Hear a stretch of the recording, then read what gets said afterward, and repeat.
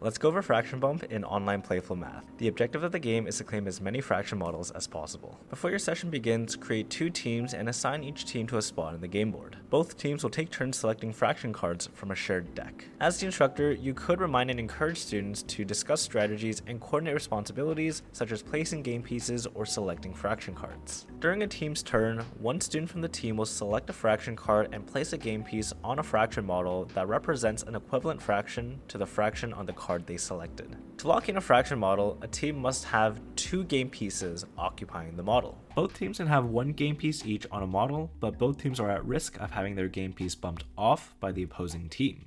If there's only 1 game piece on a fraction model and it is their own game piece, the current team may place a second game piece to lock in the fraction model.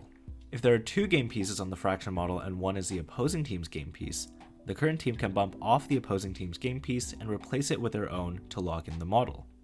The opposing team will then take back their game piece.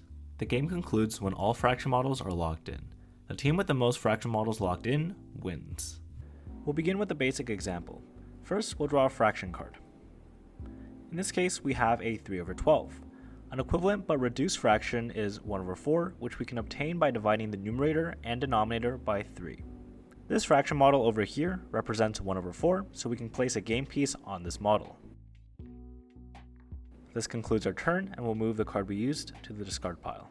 Now let's go over an example where the current team already occupies a fraction model with 1 game piece. I'll play for Team Red, and we already have a game piece on the 1/4 fraction model from the previous turn. Now I'll draw another fraction card from the deck.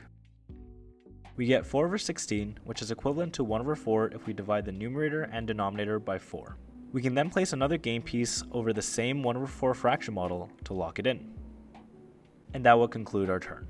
The last example is where there are 2 game pieces on a fraction model, one from the current team and one from the opposing team.